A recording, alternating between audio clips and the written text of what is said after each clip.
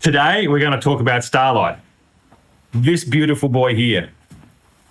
You're going to learn something that's rather unusual, and you're going to find out about my connection with the Guinness Book of Records.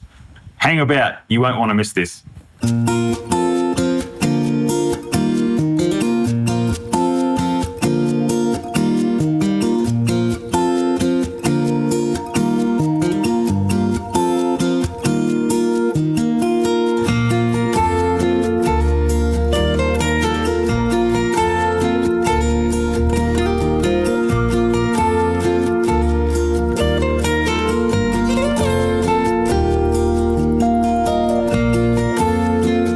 This is Starlight.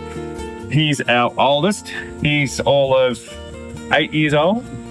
8 years old, rising 9. He's also our biggest. He stands at 17.1. He's a beautiful, beautiful boy. He's very, very sensitive. He's not quite sure what's happening at the moment. And the reason I can tell that is if you look at his bottom lip, he's having a bit of a chatter.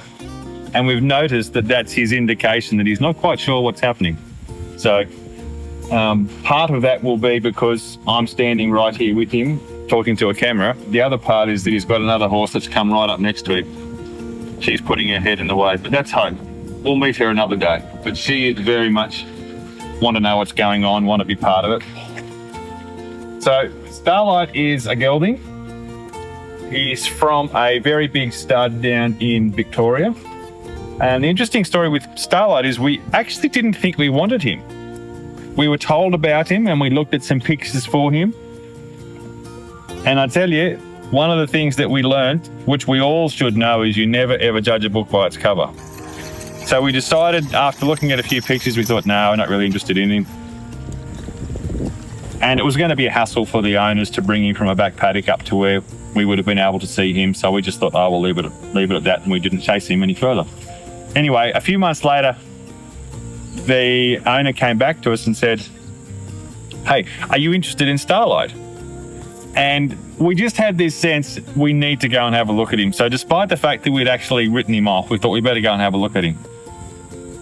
So we did, and it was a 2-hour plane flight away. And that's one of the reasons why it was hard, because it wasn't just around the corner. So we flew quite a way away and went and met him. And when we met him, we just fell in love with him. Just a beautiful, beautiful, soft boy. He does very well at the show ring, and he'd often come second, but he'd come second to one of his paddock mates.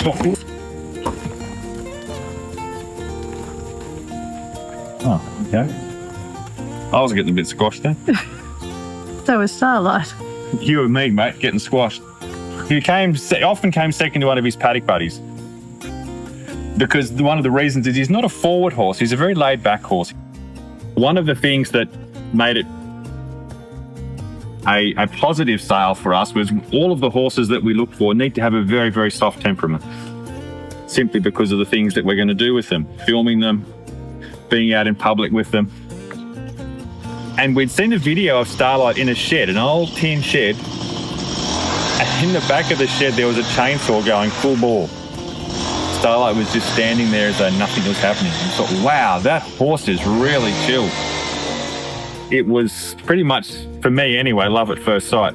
Nick wasn't too sure about him, but I'd taken him for a drive.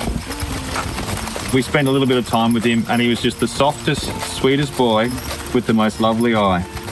And so we said then, yes, we'll take him. So we arranged for him to be taken halfway. The owners had a event that they had to go to and were able to transport him up into Sydney. And then we went down and picked him up from Sydney.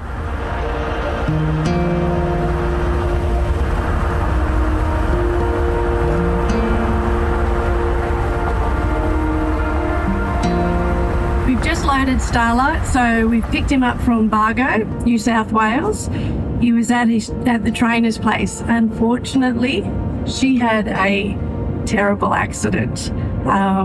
She came off a horse, and I believe she fractured her, what was it? L2 and L4 in her back.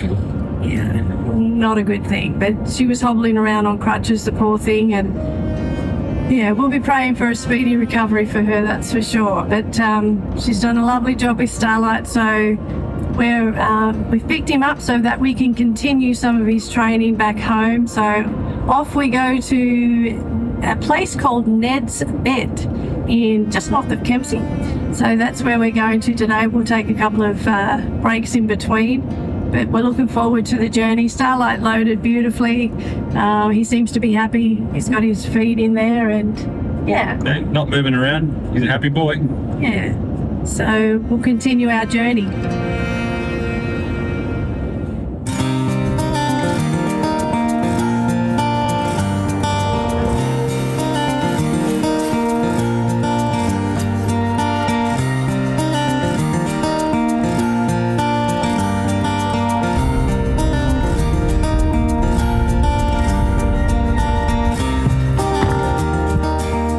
Made it, huh? Made it to Ned's bed. Someone sounds like they want to get out. I think he's had enough. He's had enough, haven't you, buddy?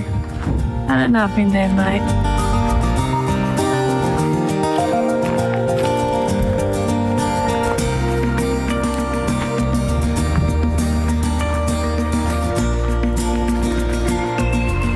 Oh, you want to come out that door, mate?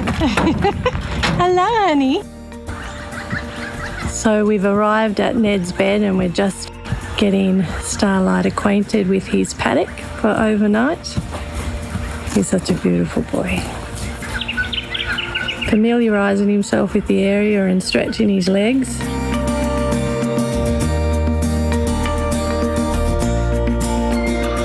I bet you he can't wait to have his dinner and spend the night here relaxing until we continue our journey tomorrow back home. We're so excited to have him.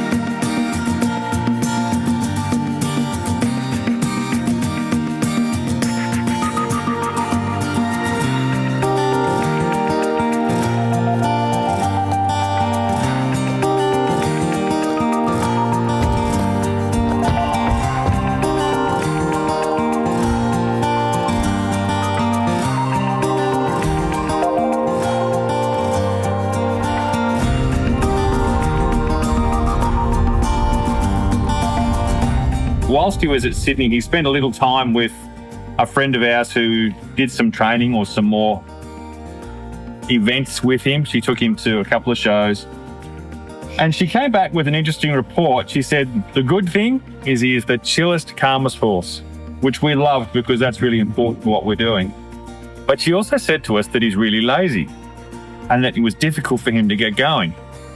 And we weren't quite sure what to make of this because everything that we'd seen and heard indicated that that wasn't a problem. But all of a sudden now it seemed to be a problem. So we stored that information in the back of our mind and thought, well, look, the best we can do is wait till we get him home and we'll spend a bit of time with him and we'll see how it all goes. Hello, Teddy. So we brought him home.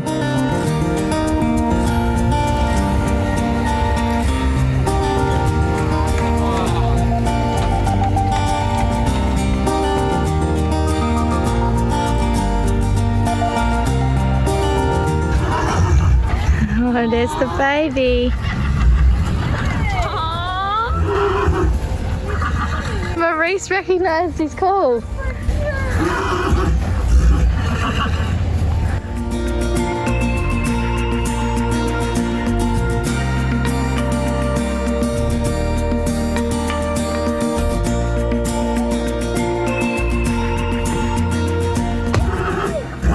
Oh, you see them? You see them?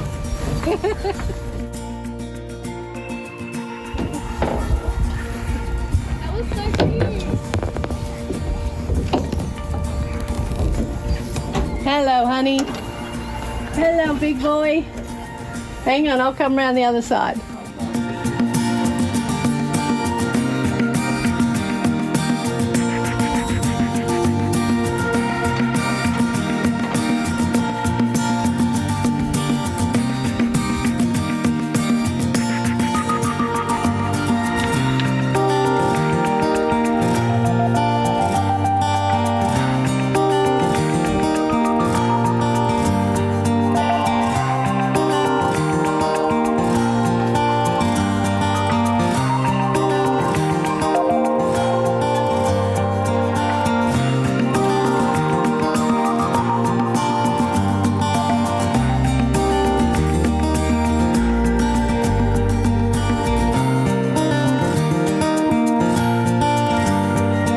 Before we began this journey, we knew the mountain in front of us was steep. So much to learn and so much experience required. This journey has been so much easier because of Starlight's breeders, Matt and his stud manager, Claire. They are truly champions of the Clydesdale world in Australia. Not only have they done a wonderful job with Starlight, they have freely and willingly offered their time and experience to give us a very steady hand forward. Without doubt, we would not be where we are today without their guidance and assistance. Thank you. Our expression of thanks seems so inadequate.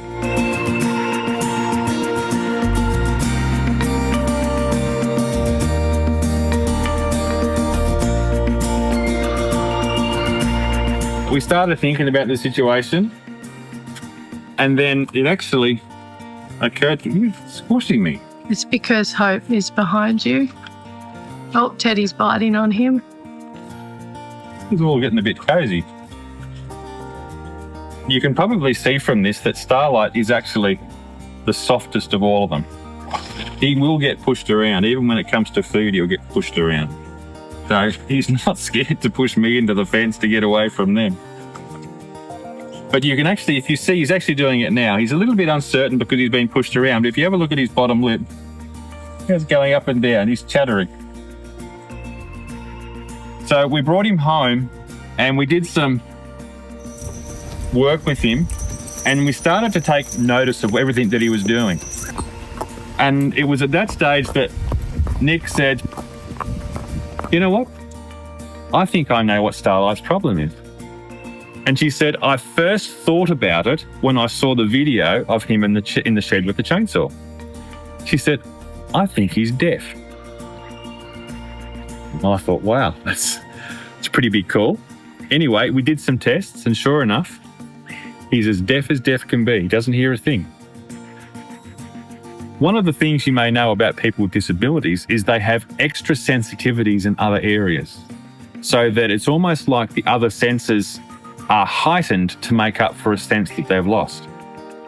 So as you can see, even though he can't hear, he is very, very happy to be close to me. But what we've realised is that his sense of smell and his sense of sight and his sense of awareness are much greater than any of the other horses. But what it's meant is that it's very easy for them to pick on him because he is uncertain about circumstances, because he can't hear what's going on around him. He will very easily be moved. So any one of the horses that comes up near him, he will typically always step back because he's a little bit unsure as to where things should be, even though he's the oldest and even though he's the biggest.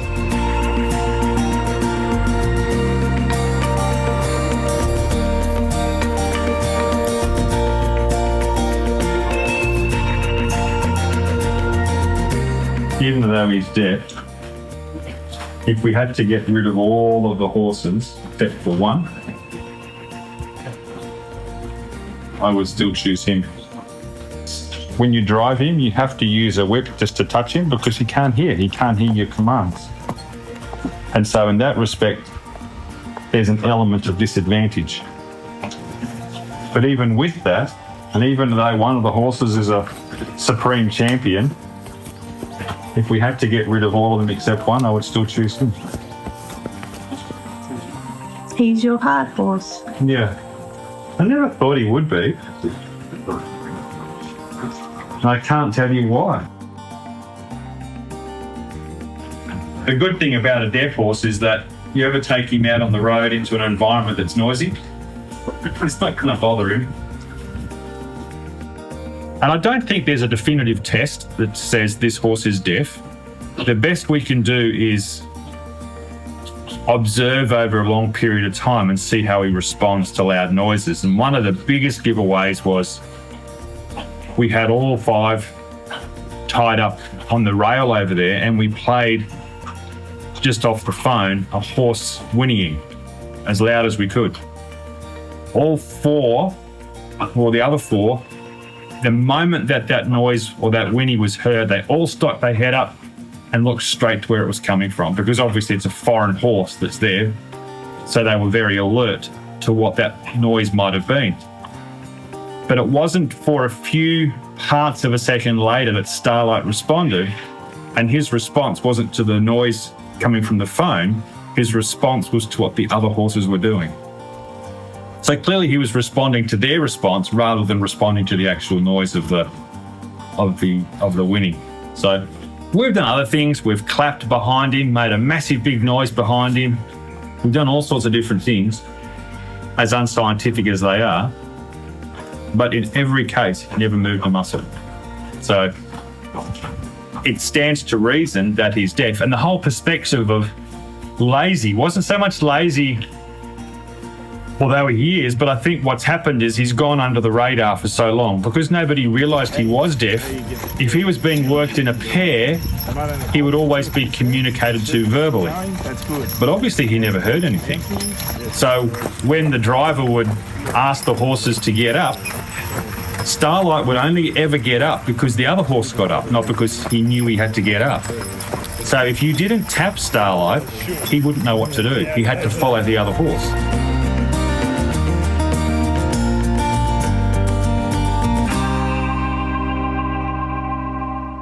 Nice evening for a carriage ride, wouldn't you say, babe? Quite. It's quite the evening.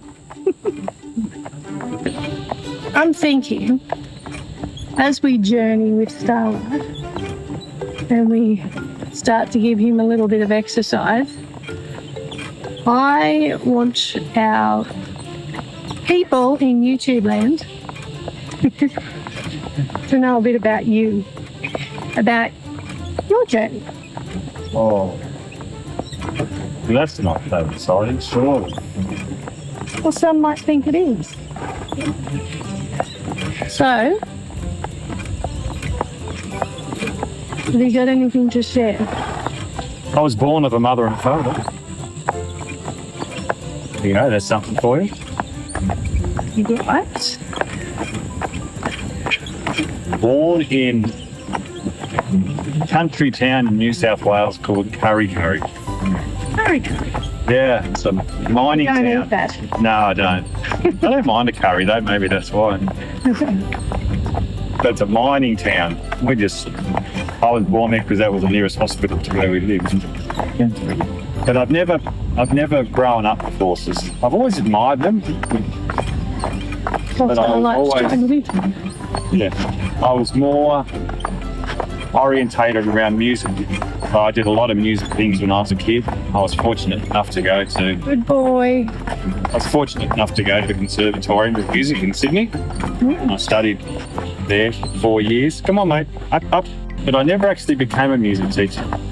I loved music, but when I stood in front of a classroom of children for the first time who weren't interested in music, I thought this is a thankless place to be. So I finished my degree knowing that being a teacher was always going to be positive in almost anything that I chose to do. It's interesting the number of conversations that you have with people who do run businesses or ministries or anything, and a lot of them started out as being teachers. So I got an opportunity to, I guess, partially run a Guinness Book of World Records event, which was jet skiers circumnavigating Australia. It wasn't my project, but I was asked to be on it. I was responsible for the road crew that took the jet skis around Australia. They would be supported by a backup crew of 10 who would have their own challenges carrying about 25 tons over some 30,000 kilometres. Craig was in charge of the support team. He would plan when to stop, where to stop, and decide how they'd get to the next destination. Mate, if we don't eat well, we're not going anywhere. And we three guys, they went for 2 world records. One was the first circumnavigation of Australia, and the other was the first time, or the longest distance, that a jet ski had ever ridden on consecutive days. And that was over 16,500 kilometres. So it was successful. So it was a fantastic. How many miles was that? Oh, it's about 10. Oh, now you're testing my math, but I think it's about 10,000 miles. The unfortunate thing is our good friends in America, somebody over there decided to beat that record, but they took the easy path. Come on, you Americans, you can do better than that. They went up and down the Mississippi until they'd beaten the record. Whereas when we did it, it was on open ocean. And some of the conditions were lovely and some of the conditions were horrendous. So anyway, that was a fantastic opportunity and it taught me an awful lot. There's no turning back, there's no giving up. It was a 3.5 month journey that you took with not your family, it was just yourself and a whole lot of other blokes. And it was certainly a time of fun and enjoyment, but it was tough. It was a really hard slog. Finishing at 10, 11 o'clock at night, up again 4 o'clock in the morning. We went 6 days a week. We didn't do Saturday or the Sabbath. We went 6 days a week for 3.5 months. So it was tiring.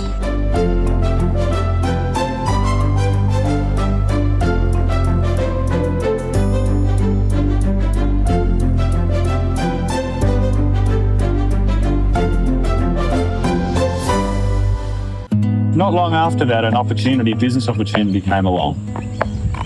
And it was a mobile repair of alloy wheels. And that promised everything. When we first saw it, we realised, because I was dealing with cars in fleet, and I realised that there was a need for the service. And so we jumped on it and we bought a franchise and we started to build what we thought was going to be an Australian empire. We had good intentions. We wanted to make lots of money, but we had good intentions because we wanted to put it back into ministry and helping others. But as it turned out, long story short, all of that business opportunity did was to suck every spare cent that we had and then some. And it ended up going belly up. And I've often looked back on it because it promised so much. We were so close to securing a deal with one of the major tyre distributors in Australia. And you would think that alloy wheels and tyres went hand in hand, but they saw it that way for all of the negotiation right up until the very last moment when they decided it wasn't for them. And we put all of our eggs in that basket. And when they dropped the basket, the eggs broke. That was the beginning of the end. From there on, we went down until we had to close up shop. And I spent 2 years, I guess you would say, soul searching, trying to figure out why it happened, what went wrong. And one of the things that I learned was hindsight is a beautiful thing. And now I can look back on it and I can see that it was always going to be the way that it was, irrespective of who came along and promised everything. Because God used that to teach me a whole lot of lessons which I needed to learn. And I'm very, very grateful for those lessons. And I would not ever go back and change it even if I could.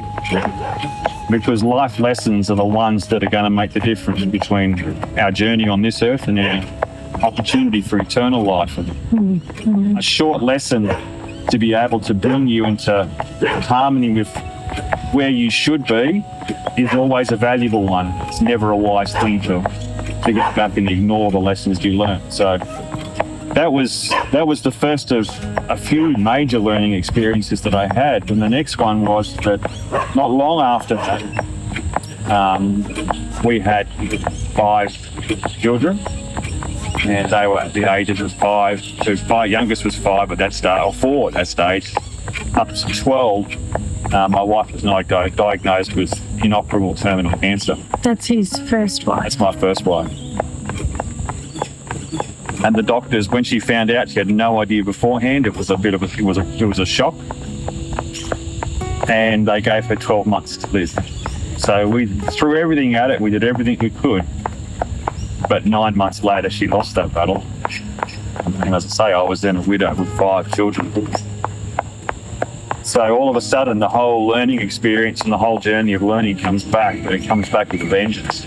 So that's not something that I would wish on anybody. It's a very difficult situation to be in, especially when we were financially struggling at that point, still as a hangover from the failed business opportunity that we had. So it was almost like it was a double whammy. But again, as with the first opportunity, as time went by, I could see that God's hand was still over us and hadn't left us, and that despite the pain that it brought, it still brought a lot of comfort in the sense that I had learnt a lot, children had learnt a lot, but I knew that at that stage my wife, she had grown in her relationship with God, and that was going to mean the difference for her salvation. And so I didn't need to worry about that anymore. And not that it was ever my worry for her salvation, but I knew that all was well. But as I say, it was an opportunity for me to be able to learn and to grow. And it's often in those hard times that you do grow, and that's what Christians understand as what's called the refiner's fire. If you ever want to understand how a refining process works, you study how they get gold, and you realise that the purest gold, the absolute purest gold, goes through the hottest of fire. So our journey on this earth in many ways is a journey of heat as we learn. Oh, come on, mate. As we learn, the fire gets hotter, we grow. So anyway, that enabled me. The Lord brought along another one, and that's the one that's sitting right next to me now. I'm very pleased and very blessed and very happy to have her as my wife. Come on, mate. After that experience, and was remarried, children, now had a mother again, and that was one of the things that God showed me, that even though at the time I wasn't really interested in getting married again, the Lord said, your children need a mother. And so I'm very grateful for the Lord showing me that, and that's what's brought us to the situation that we are now as a family. But the thing that I can say with amazement in many respects, but when I consider how good God is, it's not surprising that all of the children are still fully committed to God. They're still family, they're still home, they still love being part of family, they still want to be part of family. And so often I see situations where a parent is lost, and that begins a spiral that ends in a horrible mess. But I can testify that this spiral went up, not down. So that's an encouraging story for anybody. Stick with the Lord and He'll take you through, irrespective of how tough it may be.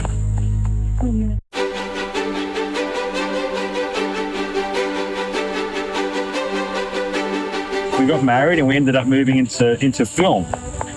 I'd done a little bit before, just on the side, but it was something that interested me, and I guess because I'm a creative, music and film are two creative arts, so I ended up spending some time learning and teaching myself, and wouldn't you know that God's calling is God's enabling. And it was fairly shortly in the learning stage, it was only a few years later, that we actually got asked to be the cinematographers or the camera crew for a top-rating Christian TV program in Australia.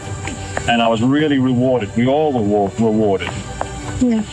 When the editor, who was a very, very good editor, came to me one day and he said, of all of the people who have ever filmed for this organisation, you guys have done the best job.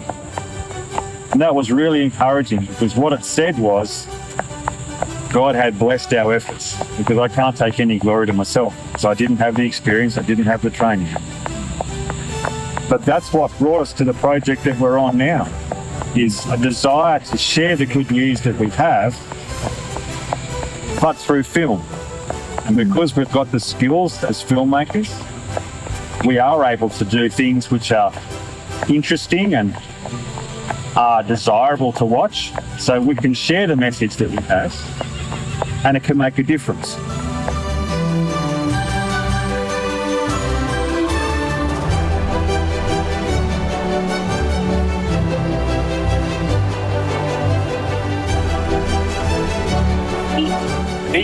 Eat boy. Whoa. That was Starlight. He's a hungry boy. He is. Look at the size of him. I'd be hungry if I was that big too. You are. And the camera's rolling too. Sorry, I didn't mean that. We hope you enjoyed it, as we loved bringing it to you. Hey. And I don't think I mentioned anything about my new job, which must mean, if I didn't, check the next video out, because that's obviously where it's going to be. And while you're doing that, checking this previous video, just in case he did mention it.